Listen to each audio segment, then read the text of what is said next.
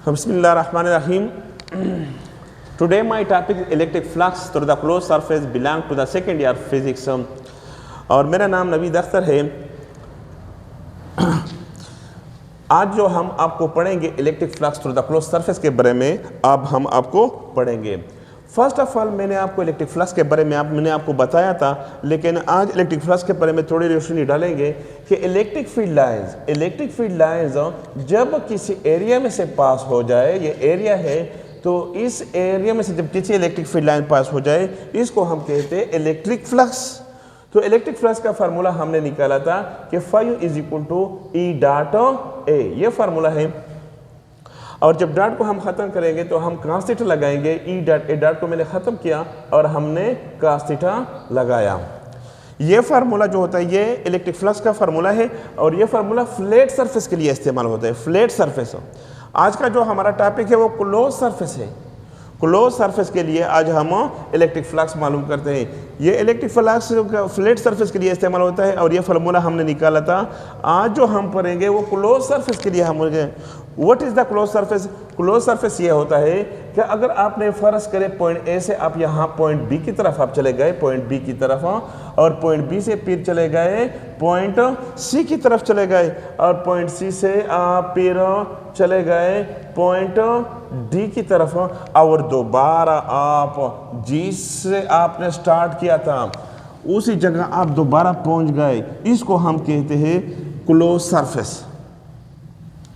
और इस तरह भी क्लोज सरफेस होता है, इसको भी हम क्लोज सरफेस कहते हैं। ये भी क्लोज सरफेस है। यहाँ से हमने स्टार्ट किया, पहले यहाँ ए से स्टार्ट किया, बी की तरफ चले गए, बी से फिर हम सी की तरफ चले गए, और सी से फिर हम दोबारा ए की तरफ, जिस पॉइंट से हम दोबारा शुरू हुए थे इसको हम कहते हैं क्लोज सरफेस। इस तरह भी कर सकते हैं और इस तरह भी हम मुख्तलिफ तरीके हैं। ये भी क्लोज सरफेस है, ये भी, इसको भी हम क्लोज सरफेस कहते हैं। मिसाल के तौर पर ये कैमरा जो होता है, कैमरा भी क्लोज सरफेस है। तो आप मुख्तलिफ क्लोज सरफेस जिस पॉइंट से आप चले जाएंगे और दोबारा आप इसी पॉइंट पे आप वापस आएंगे, इसको हम क्लोज सरफेस कहते हैं। तो इस तरह अब हम थोड़ी बात आपको मेरे ख्याल में समझ में आया होगा। तो consider a positive point charge at the centre of the sphere. हमने एक क्लोज चार्ज ले लिया लेकिन स्फीयर ले लिया। स्फीयर किस तरह होता है, ये फुटबॉल जो होता है इस तरह, ये फुटबॉल का जो शक्ल जो आपको नजर आता है ये बिल्कुल ये स्फीयर है। तो इस फुटबॉल हमने पॉजिटिव पॉइंट चार्ज रख दिया, इसके दरमियान हमने एक पॉजिटिव पॉइंट चार्ज रख दिया। We divide the sphere into very small patches of area. ये स्फीयर जो होता है इसको हमने छोटे छोटे पेचेस में डिवाइड किया। इस तरह ये एक पेचेस है, ये दूसरा पेचेस है, ये तीसरा पेचेस है, ये चौथा पेचेस है। इस तरह बहुत सारे पेचेस में हमने इसको डिवाइड किया। Each page behaves like a flat surface. आप देखो ना, सिर्फ इस साइड को अगर आप देख लेंगे, इस साइड को, तो ये साइड बिल्कुल आपको इस तरह नजर आता है, बिल्कुल का फ्लैट। तो अब हम इन स्फीयर को जो फुटबॉल की शक्ल, स्फीयर का मतलब होता है जो फुटबॉल की शक्ल का होता है, इसको हम स्फीयर कहते हैं। ये स्फीयर जब हमने ले लिया, ये इससे ये पिच जब हमने लिया, ये बिल्कुल आपको इस तरह नजर आता है जिस तरह फ्लैट। तो इसके अंदर हमने एक पॉजिटिव चार्ज रख दिया, हमने एक पॉजिटिव पॉइंट चार्ज रख दिया। ये पॉइंट चार्ज जो, तो पॉजिटिव पॉइंट चार्ज हमने इसके अंदर रख दिया। जब अंदर रख दिया तो इस तरह पॉजिटिव पॉइंट चार्ज से इलेक्ट्रिक फील्ड लाइन जो होते हैं ये बाहर की तरफ निकलते हैं। इस तरह इलेक्ट्रिक फील्ड लाइन बाहर की तरफ निकलता है, इस तरह इलेक्ट्रिक फील्ड बाहर की तरफ निकलता है, इस तरह बाहर निकलता है।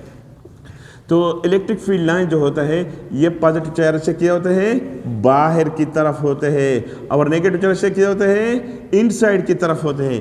पॉजिटिव चार्ज से हमेशा बाहर की तरफ होते हैं। हम इस फुटबॉल का हमने इसको डिवाइड किया छोटे छोटे हिस्से में, हम सिर्फ ये हिस्सा लेंगे, सिर्फ एक हिस्सा। हमने इसको बहुत ज़्यादा हिस्सों में तकसीम किया है, हम इसका एक हिस्सा लेंगे मिसाल के तौर पर। तो अब हमने,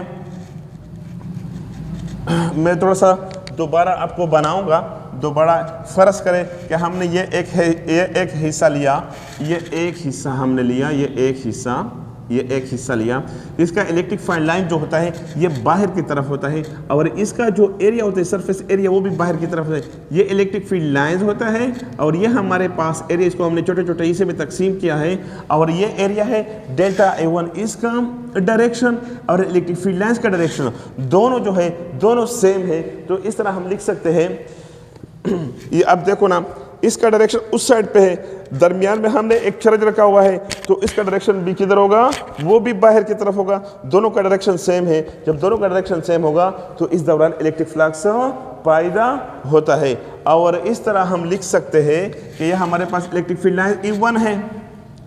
तो मैं आपको ये थोड़ा सा और ख़ूबसूरत बनाऊंगा, ये एरिया में आपको दोबारा खूबसूरत सा शक्ल बनाऊंगा इससे कि ये हमारे पास एक स्फीयर है फुटबॉल की शक्ल में और ये हमारे पास एक पॉजिटिव पॉइंट चार्ज है और इसको मैंने स्मॉल छोटे छोटे हिस्से में मैंने इसको डिवाइड किया। इस तरह छोटे छोटे हिस्से में मैं जिस तरह मैंने आपको ये फुटबॉल आपको दिखाया गया तो इसके दरमियान बोर्ड पे तो इस तरह बोर्ड पे हम फुटबॉल की तरह शक्ल नहीं बना सकते हैं, लेकिन फिर भी हम कोशिश करते हैं।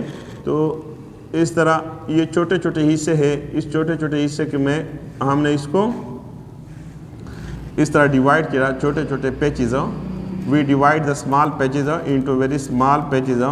तो अब हम मालूम करते हैं इससे इलेक्ट्रिक फील्ड लाइन, अब हम इस पेज का मालूम करते हैं, इसका डायरेक्शन इधर है तो इलेक्ट्रिक फील्ड लाइन भी इस डायरेक्शन में होता है, दोनों का डायरेक्शन ये है। तो अब हम लिखते हैं कि इस ये एरिया का डायरेक्शन है, एरिया का डायरेक्शन डेल्टा A1 और ये हमारे पास इलेक्ट्रिक फील्ड का डायरेक्शन है E1। अब हम ये दूसरा पैचेस है, इलेक्ट्रिक फील्ड लाइन जो होता है ये इस डायरेक्शन में पास हो गया और ये एरिया का डायरेक्शन है, एरिया का डायरेक्शन B इस साइड पे है, ये हमारे पास E2 है और ये डेल्टा A2 है। इस तरह डैश मिसाल के तौर पर इसको हमने n तक तकसीम किया, n तक, तो ये हमारे पास EN आ गया और ये इलेक्ट्रिक फील्ड लाइंस का डायरेक्शन है, इलेक्ट्रिक फील्ड लाइंस का, और ये एरिया का डायरेक्शन है डेल्टा AN। तो अब हम इसमें फ्लक्स मालूम करते हैं, इसमें भी फ्लक्स मालूम करते हैं। मैंने आपको फार्मूला पढ़ा था कि फ्लक्स का फार्मूला है हमारे पास E डॉट A। तो पहले का फ्लक्स है ये फ्लक्स 1 हम लिखते हैं, तो इस तरह दूसरे का फ्लक्स, तीसरे का फ्लक्स, चौथे का फ्लक्स, फ्लक्स 1 जमा फ्लक्स 2 जमा फ्लक्स 3 जमा डेड जमा फ्लक्स N। तो फ्लक्स 1 का फार्मूला है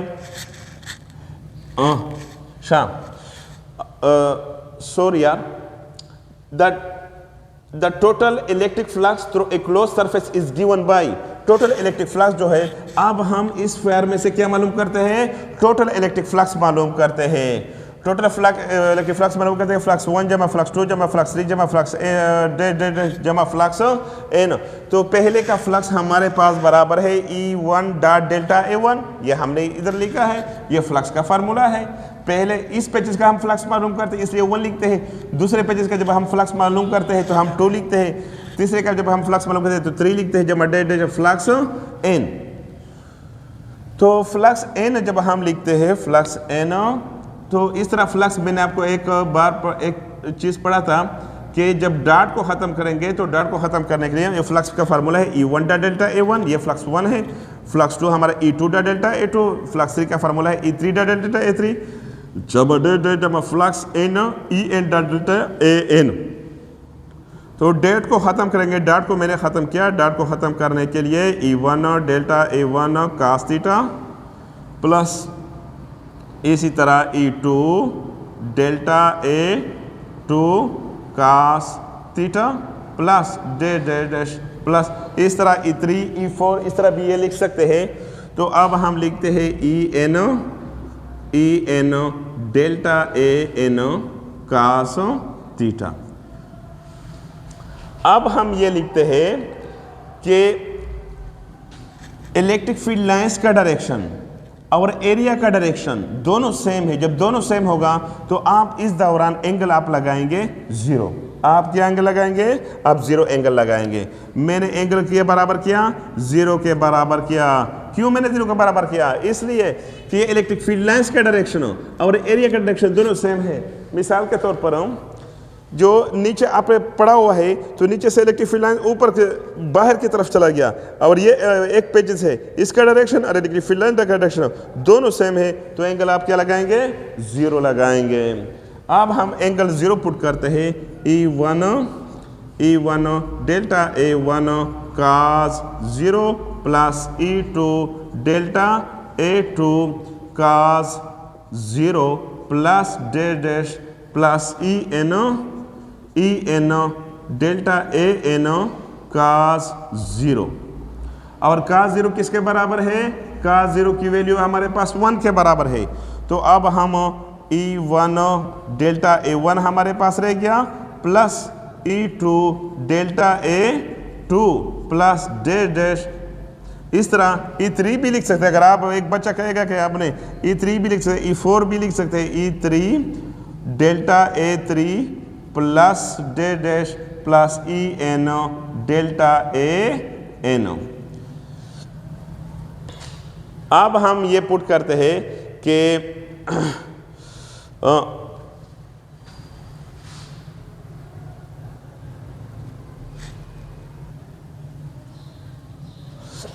since the distance from the charge to each point is same, hence electric field intensity is same at all surfaces। इसका मतलब ये होता है कि जब आपने ये चार्ज दरमियान में जो चार्ज आपने रखा हुआ है पॉजिटिव पॉइंट चार्ज, तो इसका इस पेचिस यहाँ से जो आपने एक पेचिस लगाया है, इस पेचिस का जो फासला है इलेक्ट्रिक फील्ड इंटेंसिटी आपने E1 का नाम दे दिया। इस तरह E1 है, एरिया A1 है, आपने ये एरिया A1 लिखा है अपना। दूसरा पेचिस ये है, इसका फासला इलेक्ट्रिक फील्ड लाइंस हो, तो इसका फासला अब हम लिखते हैं, इसका फासला ये इलेक्ट्रिक फील्ड लाइंस है और ये हमारे पास एरिया है, ये इलेक्ट्रिक फील्ड लाइंस का डायरेक्शन, और ये हो गया एरिया का डायरेक्शन डेल्टा A2, और इस तरह ये हमारे पास इलेक्ट्रिक फील्ड लाइंस का डायरेक्शन E3 और डेल्टा, ये एरिया है, एक पेचिस है, ये एरिया है, फर्श है, इस पे भी इधर गुजरा हुआ है, तो इस तरह ये एरिया का डायरेक्शन है डेल्टा A3। तो इन सब का जो डायरेक्शन होता है, इसका डिस्टेंस जो होता है, डिस्टेंस फर्श का सपोज दैट कि ये हमारे पास है 5 सेंटीमीटर है, सपोज दैट ये 5 सेंटीमीटर है, इसका भी 5 सेंटीमीटर है, इसका भी 5 सेंटीमीटर है, इसका भी कितना है, 5 सेंटीमीटर है। तो the distance from the church to each point is, इस चर्च का इस पॉइंट का फासला, इस पॉइंट का फासला, इस पॉइंट का फासला और इस पॉइंट का फासला जितना भी है, इस सेम का मतलब बताइए एक जैसे, इधर भी 5 सेंटीमीटर, इधर भी 5 सेंटीमीटर, इधर भी 5 सेंटीमीटर, इधर भी 5 सेंटीमीटर है, यह हमारे पास n है, n, और ये एरिया है, और ये इस एरिया को मैंने नाम दे दिया डेल्टा AN। तो इन जो दरमियान में जो चरज सेंटर पे जो पड़ा हुआ है, तो इनका जो पेचिस से फासला है, जितने भी पेचिस है वो तमाम फासला क्या है, सेम है, सेम ना बराबर होता है। मिसाल के तौर पर E1 का फासला जो होता है, E1 जो होता है ये बराबर होता है E2 के, और इसका ये भी 5 सेंटीमीटर है, और E2 बराबर होता है E3 के, और E3 बराबर होता है EN के, और EN बराबर, ये सारे बराबर, इसको सारे मैंने E लिखा, ये सारे किसके बराबर है, ये हमारे पास E के इलेक्ट्रिक फील्ड इंटेंसिटी के बराबर है। तो अब हम इसको साफ करवाते हैं, तो ये सारे जो होता है इसके बराबर होता है। तो अब हम लिखते हैं इस इक्वेशन को, E1 की जगह हम E लिखते हैं। क्यों E लिखते हैं, टोटल फ्लक्स इसलिए लिखते हैं कि इसका फासला किसके बराबर है, E delta A1 plus E delta A2 plus E delta A3 plus dash plus E delta AN। तो ये E है इलेक्ट्रिक फील्ड, ये इंटेंसिटी, ये इसको मैंने कॉमन कर दिया। कॉमन करने के बाद इलेक्ट्रिक फील्ड इंटेंसिटी मैंने कॉमन किया, डेल्टा A1 आ गया plus delta A2 plus delta A3 plus dash plus delta AN हमारे पास रह गया। तो इन सारे को अगर हम, इसका मतलब ये होता है कि ये पेचेस है, ये पेचेस है, ये पेचेस है, ये पेचेस है, इन सारे को मैं जमा करवाऊंगा, इन सारे एरिया को मैं जमा करूंगा। जब ये मैं सारे एरिया को अगर मैं जमा करूंगा तो इससे ये स्फेयर की शक्ल बन जाता है। इससे ये भी जमा किया, ये भी इसके साथ जमा किया, ये भी इसके साथ जमा किया, ये भी इसके साथ जमा किया। तो जमा करने के लिए हम एक निशान लगाएंगे और इस निशान को हम कहते हैं समेशन। इस तरह ये समेशन का मतलब होता है कि इन सारे को जितने भी आपने पार्ट में तकसीम किया है, 1 से लेकर आपने n तक आपने जो तकसीम किया है, इन सारे को मैंने जमा किया और जमा करने के बाद अब हम इन सारे लिखते हैं कि इन सारे को मैंने कंप्लीट मैंने इसको समेशन किया। तो मैंने आपको इलेक्ट्रिक फील्ड इंटेंसिटी मैंने आपको एक टॉपिक पढ़ा था और इस टॉपिक में electric field intensity due two point charge मैंने आपको मालूम किया था और इसका फार्मूला मैंने मालूम किया था कि हमारे पास ई जो बराबर होता है, ये हमारे पास टोटल फ्लक्स होता है। टोटल फ्लक्स, ये इस स्फीयर का टोटल फ्लक्स आ गया, टोटल फ्लक्स। और हमारे पास इलेक्ट्रिक फील्ड इंटेंसिटी का जो फार्मूला है वो पिछले टॉपिक में मैंने आपको कर दिया। आप अगर आपने electric field intensity due two point अगर आपने नहीं देखा होगा तो प्लीज़ आप इसको ज़रूर देख लें कि ये हमारे पास ये फार्मूला आता है K Q divided by are square, K Q divided by are square. K का मतलब होता है 1/4 पाई एप्सिलॉन नॉट।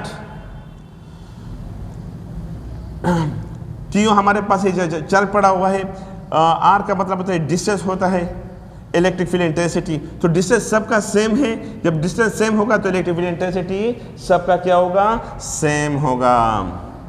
तो जो एरिया का जो स्फीयर का एरिया है, स्फीयर का एरिया हमारे पास बराबर है समेशन एन तक, ये हमारे पास बराबर होता है 4 पाई आर स्क्वायर।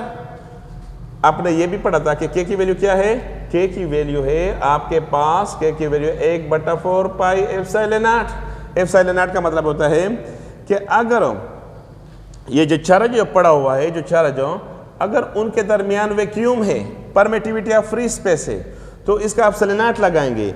अगर आपने कोई और मीडियम रख दिया तो इस तरह, तो इसे इलेक्ट्रिक फील्ड लाइन्स कम निकलते हैं तो आप एप्सिलॉन नॉट नहीं लगाएंगे, तो उधर आप एप्सिलॉन लगाएंगे।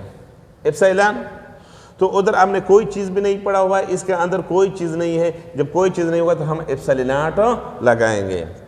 तो के की वैल्यू पुट करेंगे 1/4 pi epsilon naught q divided by are square. इस वैल्यू को आप यहाँ पुट करेंगे, इस इक्वेशन में आप इस वैल्यू को पुट करेंगे।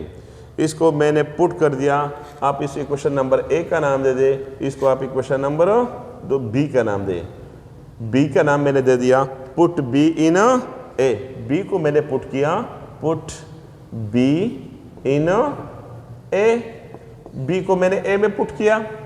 फ्लक्स मुसावी है टोटल फ्लक्स, ये हमारे पास बराबर है, ई की वैल्यू है 1/4 पाई एप्सिलॉन नॉट क्यू बटा आर स्क्वायर ज़रबे समेशन, इसकी वैल्यू है 4 pi R square. 4 pi cancel, R square cancel, हमारे पास टोटल फ्लक्स आ गया, टोटल फ्लक्स, और ये टोटल फ्लक्स हमारे पास आ गया Q divided by epsilon not. ये इक्वेशन जो होता है, ये इक्वेशन आ गया इस स्फीयर से। इस स्फीयर का इलेक्ट्रिक फ्लक्स हमने मालूम किया कि इनके दरमियान जो चार्ज पड़ा हुआ है, इसका इस स्फीयर का जब हम इलेक्ट्रिक फ्लक्स मालूम किया तो इसका formula Q divide by epsilon not है। इस फार्मूले से आप इस स्फीयर का टोटल इलेक्ट्रिक फ्लक्स आप इस फार्मूले से मालूम कर सकते हैं। तो ये फ्लक्स जो होता है ये डिपेंड किस पर करता है, ये शेप पर डिपेंड नहीं करता है। अब हम चलो, ये तो हम इसके बाद गाज़ लॉ आता है, गाज़ लॉ में हम आपको समझाएंगे कि ये डिपेंड किस पर करता है, Q divide by epsilon not, ये गाज़ लॉ आता है। इसके बाद गाज़ लॉ आप ज़रूर देख लें। इंशाल्लाह नेक्स्ट टॉपिक जो हमारा होगा वो गाज़ लॉ होगा।